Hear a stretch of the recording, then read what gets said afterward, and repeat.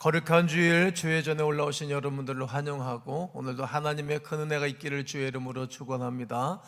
오늘은 주제가 한번 따라해 볼까요? 확신의 복음. 이런 주제로 주의 말씀을 나누도록 하겠습니다. 우리가 잘 알다시피 로마서는 16장으로 된 짧은 성경 한 권이 되겠습니다. 로마서를 읽어보면 크게 세 가지로 바울을 통해서 집필한 동기를 찾아볼 수 있게 되어지는데, 첫 번째 동기가 구원의 동기입니다. 구원. 로마서를 읽으면 구원의 신앙에 혁신이 일어납니다. 그동안 신앙에 왜곡되는 그런 부분들이 치료가 되어지고 신앙에 편중된 부분이 로마서를 통해서 드러나게 됩니다. 그리고 하나님의 능력을 체험하며 믿음으로 어렵게 되어지는 구원의 선포를 경험하게 됩니다.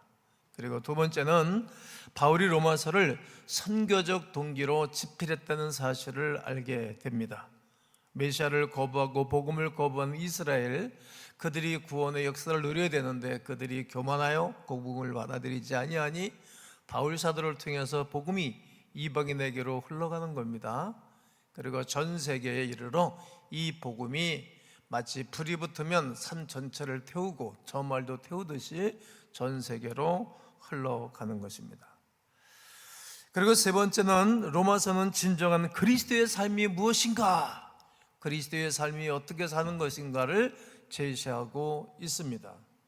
많은 사람이 자기 나름대로 예수를 잘 믿는다고 생각하지요. 하지만 로마서는 정말 잘 믿는다는 것이 무엇이고 구원받은 자는 어떻게 살아야 될 것인가를 두 가지로 설명을 합니다. 그 중에 하나가 우리의 몸을 하나님이 기뻐하시는 산제물로 드리라는 겁니다. 로마서 12장 1절 말씀입니다. 그리고 하나님의 선하시고 기뻐하시고 온전하신 뜻이 무엇인지 깨닫고 사는 삶. 인간의 온전한 삶이 무엇이냐, 그리고 깨닫고 온전한 삶을 살게 되는 말씀입니다.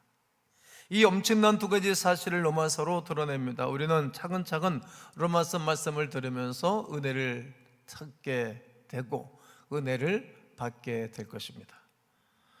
성령 행전의 마음으로 로마서를 대하면 좋겠습니다. 바울이 3차 전도 여행 막바지 고린도에서 이 로마서를 쓰는 것입니다. 그때 바울은 온통 선교로 마음에 가득 차 있었습니다. 어떻게 하면 이 복음이 전 세계에 흘러갈까? 그리고 이제 로마서를 집필해서 베베 집사를 통해서 복음을 전해주고 나중에 바울이 로마에 들어가서 복음을 증거하다가 마지막 생을 마치게 됩니다. 그러므로 사도 바울의 성령 행정적 마음으로 함께 은혜를 나누게 되기를 주의 이름으로 축복합니다. 사도행전적인 마음으로 로마서 말씀을 바라보면 큰 은혜가 될 것입니다. 자, 함께 오늘 읽은 우리 로마서 1장 1절을 다시 읽겠습니다. 시작. 예수 그리스도의 종 바울은 사도로 부르심을 받아 하나님의 복음을 위하여 택정함을 입었으니. 자기 자신을 세 가지로 소개하는데, 먼저 나는 예수 그리스도의 종이다라는 거예요. 한번 따라해 볼까요? 예수 그리스도의 종. 종이란 말은 노예라는 뜻입니다. 노예라는 그런 뜻은 자기 삶이 없다는 거예요. 주인에게 달려있다는 거예요. 주인에게 예속되어 있기 때문에 자기의 자유, 자기가 없는 사람을 노예, 종이라고 말하죠. 자기 인생이 없어요. 자기 의지가 없는 사람입니다. 인간의 모든 특권이 뺏겨버린 사람입니다. 갈라디아 교인들에게 바울이 5장 1절에 보면 그리스도께서 우리를 자유롭게 하려고 자유를 주셨으니 그러므로 굳건하게 서서 다시는 종의 멍에를 매지 말아라. 그러니까 예전에는 종의 멍에를 메고 죄의 종으로 살았다는 말이죠. 그런데 그리스도 예수로 말미암아 구원의 은혜를 누리고 난 다음에는 이제는 나는 그리스도의 종으로 산다. 그리고 주의 사랑에 매여서 나는 살아가고 있노라를 선포하고 있는 것입니다. 이 엄청난 선언입니다. 스스로 나는 종이라는 거예요. 누구의 종? 그리스도 예수의 종이 됐다라고 선언하고 그렇게 일평생을 살아갔어요. 야, 좀 이렇게 변하지 않을까 좋은 믿음의 선진입니다. 종에게는 두 가지가 필요한데, 하나는 자기 주장이 없어야 되고, 또 하나는 주인의 주인됨을 인정해야 됩니다. 여러분, 여러분의 주인이 예수 그리스도인 것을 고백할 수 있겠지요? 나의 주인 예수 그리스도, 이걸 고백하는 것입니다. 그리고 두 번째 고백이 사도로 부름을 받았다는 말이죠. 사도라고 하는 것은 하나님께로부터 부름받아야 되는 것입니다. 여러분, 자기 자신을 이해할 때 두 가지가 있어야 됩니다. 나는 누구인가? 여러분은 누구입니까? 그냥 김동기입니까? 나는 누구인가? 그리고 하나님이 나를 어떻게 생각하는가? 늘 생각해야 됩니다. 12제자만이 사도가 아니라 바울 사도 자기도 하나님께로부터 부름받은 자이기에 사도라고 말하는 것입니다. 여러분, 여러분과 저를 하나님이 부르신 것을 확신하시지요? 그럼 우리가 그의 종으로, 그의 자녀로, 그의 신부로, 그의 친구로, 그의 아들, 딸로 황태자처럼 살아가는 사람들입니다. 바울이 이 확신을 가지고 살았기 때문에 땅끝까지 나아갔습니다. 성도 여러분, 여러분도 이 명령을 받은 것을 똑같이 고백해야 될 것입니다. 하나님께로부터 부름받은 사람으로 하나님이 맡겨준 사역을 감당하며 사는 사람들입니다. 세 번째로 복음의 빚진 자로 부름을 받았습니다. 이는 자기 이해와 부르심의 목적을 말하고 있습니다. 로마서 1장 14절과 15절을 14절을 여러분들이 한번 읽겠습니다. 시작. 헬라인이나 야만인이나 지혜 있는 자나 어리석은 자에게 다 내게 빚진 자라. 나는 헬라인, 야만인, 지혜 있는 자, 어리석은 자에 다 내가 빚진다라는 거예요. 빚진 자, 채무 의식이 바울에게 있었습니다. 여러분, 오늘까지 여러분은 빚을 많이 졌죠. 신세 많이 진 거죠. 부모로부터, 또 선배로부터, 학교 선생님으로부터, 교회 목사로부터, 교회 믿음의 식구들로 하여금 빚 많이 졌죠. 홀로 잘 되는 사람이 누가 있겠어요? 하지만 생각이 어린 사람들이 그런 말을 하죠. 빚진 자라는 거예요. 그러므로 나는 할 수만 있는 대로, 할 수만 있으면 로마에 있는 너희에게도 복음 전하기를 원하노라. 할 수만 있으면. 그러니까 빚을 졌으니까 갚아야 되겠죠? 빚을 졌으니까. 우리에게는 무슨 빚을 졌는데 복음에 대한 빚을 졌지. 엄청나게. 널 울어도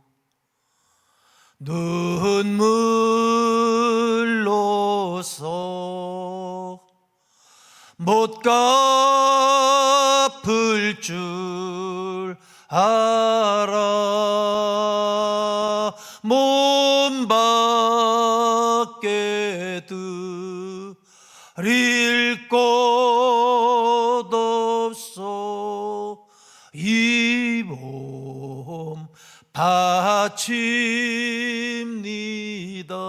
여보시오 내 형제여, 재물만 쥐다가 저 마귀 지옥 가서 불탈 때 너도 타겠구나. 우리에게는 빚진 자예요.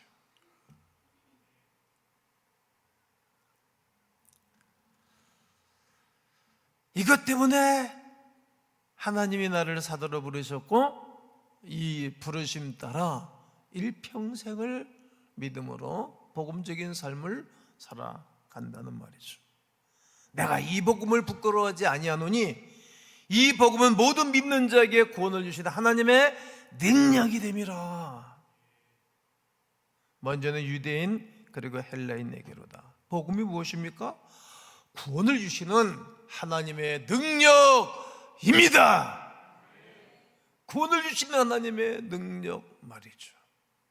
이 복음에는 하나님의 의가 나타나서 믿음으로 믿음에 이르게 하나니, 기록된 바 오직 의인은 믿음, faith, 믿음으로 말미암아 살리라 함과 같으니라.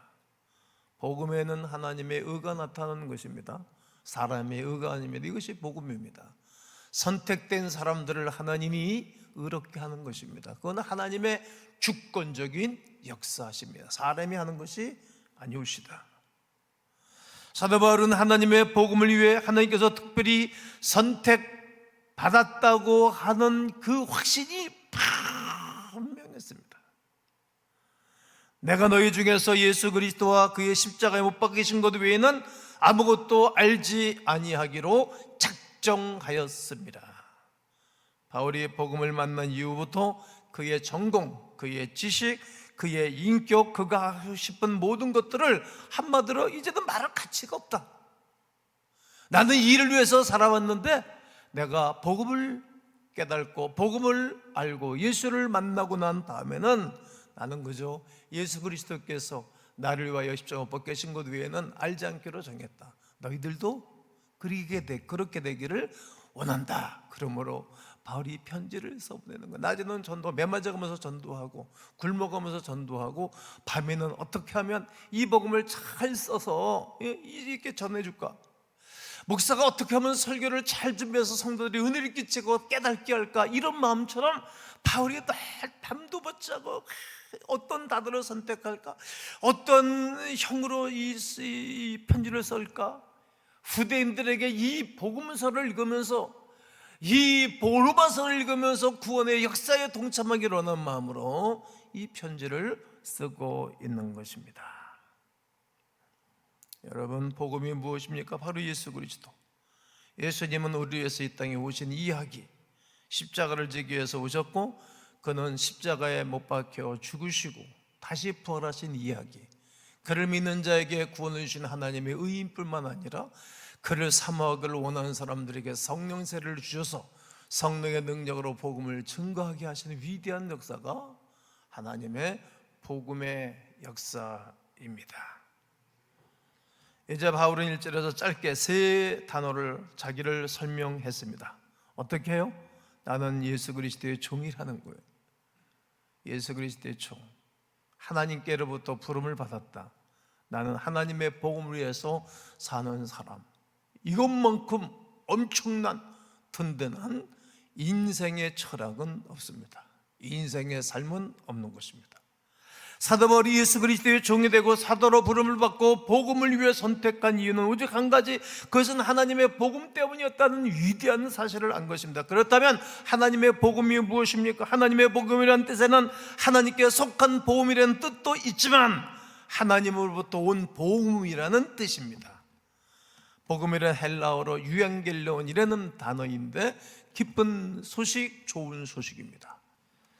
바울은 자기가 세 가지를 설명하고 난 다음에 2절에서 하나님의 복음이 어떤 것인지를 아주 급한 마음으로 한 절에 딱 정리를 해줍니다. 어떤 것입니까? 이 복음은 하나님이 선지자들을 통하여, 하나님의 선지자를 통하여 이제 설명을 할 겁니다.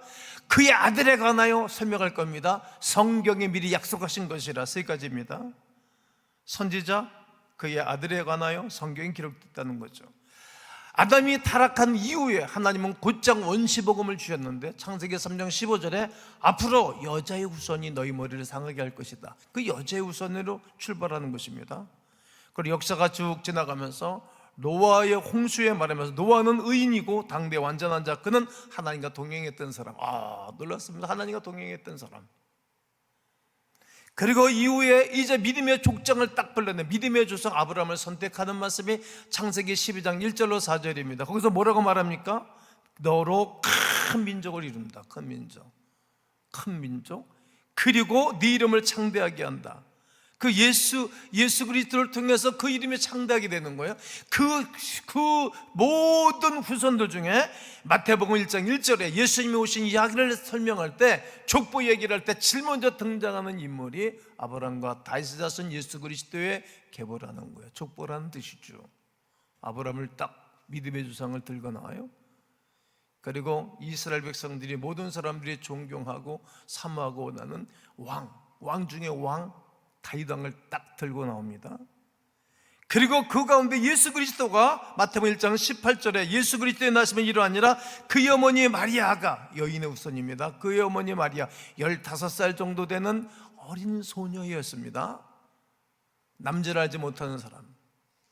이 땅에 있는 모든 사람들은 남자의 씨, 아버지의 씨를 가지고 태어나지만 예수 그리스도는 성령으로 잉태된 분, 남자의 씨가 없는 죄의 정가를 받지 아니한 성부, 성자, 성령 하나님으로 말미암아 잉태됐고 태어났습니다. 그래서 그분은 죄 없이 태어난 분입니다. 이것이 하나님이 미리 선지자를 통해서 말씀하신 것입니다. 이것이 성령으로 잉태된 것이 나타났다. 이렇게 바울은 먼저 복음의 기원에 대해서, 배경에 대해서 설명을 잘하고 있습니다. 복음은 여러분, 우리 하나님께로부터 온 것임을 믿어야 할 것입니다. 이 사실에 대해 바울은 로마서 5장에서 우리가 아직 죄인되었을 때, 5장 8절에서 우리가 아직 죄인되었을 때 그리스도께서 우리를 위하여 죽으심으로 하나님께서 우리에 대한 자기의 사랑을 확증하셨느니라. 누가? 이 복음을 주신 하나님이 우리에게 다 찾아오셔서 죽어졌다는 거예요. 죽어졌다는 거. 로마서를 쓰고 에베소 교인들에게 이 편지를, 아데미 신전이 있는 그런 동네 사람들이 이 편지를 쓰는 거예요. 이게 동네마다 이 문화가 다르잖아요.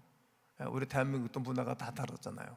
저 경상도, 전라도, 충청도, 경기도, 서울, 강원도 이렇게 다 문화가 달라요. 지역마다.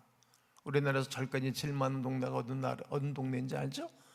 이처럼 아데미 신전이 있는 이 에베소 교인들에게 이렇게 편지를 보내는 거예요. 국률이 풍성하신 하나님만이 국률이 불쌍히 여기심, 죄인을 불쌍히 여기시는 거. 죄인을 우리가 무시하고 죄인을 짓밟아버리는 것이 아니라, 사람 취급하는 것이 아니라 불쌍히 여기는 거예요. 불쌍하니까 그 사람, 우리를 사랑하신 그 큰 사랑을 인하여 허물로 죽은 우리를 그리스도와 함께 살리셨고 너희는 은혜로 구원을 받은 것이라는 거죠.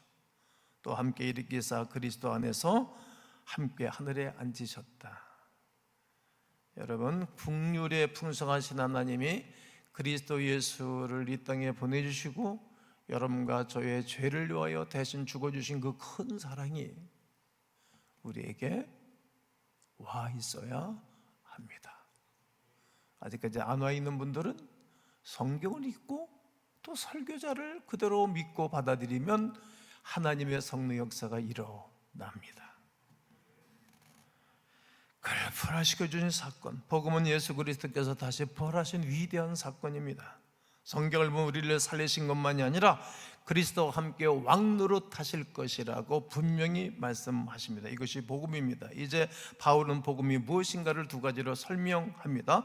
먼저 예수 그리스도의 인간적인 기원에 대해서 설명했습니다. 즉 그는 사람이라는 거예요. 사람이기 때문에 우리에게 구원자고 그에게 가까이 갈 수 있는 것이지, 신이면은 신적인 면만에서는 가까이 갈 수가 없습니다. 우리는 사람이라는 거예요. 이거를 모르면 어려워집니다. 우리나 저나 대통령이나 국회의원이나 입법부, 행정부, 사법부 리더들이나 다 사람이라는 거예요. 사람이 아닌 것처럼 인생을 살면 그 사람 인생 힘들어집니다. 이처럼 그리스도도 신적인 기원인데 그는 하나님이시라는 뜻입니다. 그의 아들에 관하여 말하면 육신으로는 다윗의 혈통에서 나셨고, 1장 5절 3절입니다. 육신으로는 다윗의 혈통에서 나셨어요. 2000년 전 팔레스타인의 한 마을에서 요셉과 마리아는 두 명에서 태어난 것이 분명합니다. 그러나 단순히 남자와 여자 사이에서만 태어난 아들로서만이 아닌 놀라운 비결이 있다는 거예요. 바로 그분이 예수 그리스도, 그리스도라는 말이 구원자라는 뜻입니다. 기름 부음 받은 자라는 뜻입니다. 다윗의 혈통이라는 말이죠. 이것이 의미하고 싶은 것은 예수 그리스도는 이 땅에 역사적인 인물이라는 뜻입니다. 역사적인 인물. 그냥 사람으로 이 땅에 오신 분이 구원자라는 거예요. 이 위대한 사실을 바울이 알았어요. 바울은 구약 성경을 창세기, 출애굽기, 모세의 오경을 다 외웠던 사람이었어요. 그리고 자기들만이 선민사상으로 가득했던 그런 삶을 살았는데, 다메섹 도성에서 예수 그리스도를 만나고 난 다음에 이분이 구원자인 것을 알게 됐던 것입니다. 여러분, 구원자인 예수를 알게 되는 것이 얼마나 기쁜 소식인지 몰라요. 다 깨닫는 것이 다르고 만나는 시간들과 그 연령이 다릅니다. 저는 21살에 교회를 가서 첫 시간 첫 설교에 나는 은혜를 받았어요. 왜? 그때 내 마음이 너무나 갈급했기 때문에 빈들의 마른 불처럼 마늘 났던 내 영혼이었기에 그냥 천달나는 목사님 설교 은혜를 받았어요. 그리고 22살에 성령세를 받았어요. 이 기쁜 소식, 이 놀라운 소식을 경험하게 된 것입니다. 여러분, 그 예수 그리스도는 아브라함과 다윗의 후손, 그 후손으로 오신 혈통으로는 사람이 혈통으로 오신 분을 믿으시기를 권면합니다. 중요한 이유가 있어요. 사무엘하 7장 16절에 보면 네 집과 네 나라가 내 앞에서 영원히 보존되고 네 왕위가 영원히 경건이다. 여러분, 다윗 왕가는 망했잖아요. BC 583년에 722년에 북이스라엘 남유다가 두 나라가 다 망해버렸어요. 그 끝인데 어떻게 영원히 네 왕위가 있을 것이다. 그 영원한 그 왕이 그 후손 중에 예수님이 오신다는 얘기예요. 예수님이, 그분이 영원한 왕이라는 뜻입니다. 이것을 예수님의 인적 기원으로 시작해서 그분은, 예수 그리스도는 하나님의 일시라는 뜻입니다. 이 말씀이 4절에 기록하고 있는 것입니다. 성결의 영으로는 죽은 자들 가운데서 부활하사 능력으로 하나님의 아들로 선포되셨으니, 하나님의 아들로 선포되셨으니 곧 우리 주 예수 그리스도다. 하나님의 아들로 선포되신 분이 바로 예수 그리스도라는 위대한 사실을 알게 된 것입니다. 육신이라는 말 대신 영이라고 말을 했습니다. 그리스도는 죽은 자 가운데서 부활하여 능력으로 하나님의 아들로 인정되신 분, 그분을 여러분도 저도 오늘 인정하면 좋겠습니다. 이것이 기쁜 소식을 나의 것으로 삼을 수 있는 위대한 방법입니다. 그는 하나님으로부터 오셨기에 죽은 자 가운데서 부활하셨습니다. 이것이 예수님의 신적 기원입니다. 사람은 다시 살아날 수 없지요. 사람은 죽으면 끝입니다. 땅속에 묻히고, 그래서 육신은 썩어서 한 줌의 흙이 됩니다. 그러나 예수님은 육신이 부활하신 것입니다. 그분은 사람이자 신이었기 때문이었습니다. 이 위대한 사실을 7절에서 설명하고 싶었던 것입니다. 로마에서 하나님의 사랑하심을 받고, 이 본문을 이렇게 해석하면 되겠죠. 대한민국에서 하나님의 사랑을 받고, 가음교회에서 하나님의 사랑하심을 받고, 성도로 부르심을 받은 모든 자에게 하나님 우리 아버지와 주 예수 그리스도로부터 은혜와 평강이 있기를 원하노라. 여러분, 예수 그리스도를 예수님, 예수 이렇게 소개를 하고 있는데, 여기서는 우리 주 예수 그리스도시라, 우리 주 예수 그리스도라 하시라. 여러분과 나의 주인이실 뿐만 아니라 그리스도, 그는 나의 죄를 용서해 주시는 제사장, 그는 나에게 말씀을 주시는 선지자, 그는 나를 다스리고 영원히 나를 다스리고 축복하고 당신의 선한 백성으로 이끌어갈 왕, 고백하는 것입니다. 누가? 그리스도 예수가. 그래서 예수를 믿으면 잘 되는 것입니다. 예수를 믿으면 복음의 능력이 나타나는 것입니다. 이상한 사람들이 변해서 온전해지는 거예요. 사람들이 그러죠. 저 사람 말이야, 이상한 사람 아니었어? 맞아, 이상한 사람이었어. 저 사람 말이야, 물결로 나온 여자 아니었어? 맞아, 그런 사람이었어. 저 사람 말이야, 남편이 5명이나 바꿔치고 산 여자 아니야? 맞아, 그런 사람이었어요. 저 사람은 사기꾼이야? 맞아, 사기꾼이었어. 저 사람 세리였는데 그 돈 떼먹은 사람 아니야? 맞아, 돈 떼먹은 사람이요. 누가? 야만인이나 헬라인이나 유대인이나 누구든지 구원을 주시는 하나님의 의가 있는데 차별이 없는 거예요. 사람들은 차별해. 여러분, 요즘 사람들이 행복하지 못한 이유는 차별하기 때문에 그런 거예요. 차별금지법을 나왔는데 사기를 치고 있지, 애들이.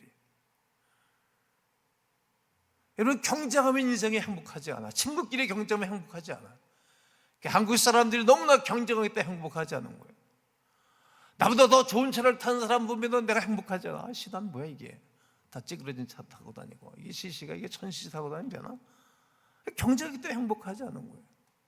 그러나 예수 그리스도의 복음은 차별을 하지 않는 거예요. 헬라인이나 유대인이나 야만인이나 어떤 사람일지라도 차별이 없는 거예요. 그를 믿으면 모두가 구원을 받아 감격 가운데 살아가는 거예요. 잘났다는 사람들은 복음을 전하지 않아. 잘났다고 하는 사람들은 자기 의에 도취되어져서 사람들 그걸 무시를 해버려. 그러나 세리였던 사람, 삭개오 같은 사람, 몸 팔던 여자, 이런 사람들이 예수를 만나고 난 다음에 그 감격이 커서 이 복음을 전해주는 거예요. 약간 좀 2% 부족한 사람 같아. 저 사람 맞아. 그런 사람들이 구원의 은혜를 누리고 난 다음에 이 복음적인 삶을 살아가고 있는 것입니다.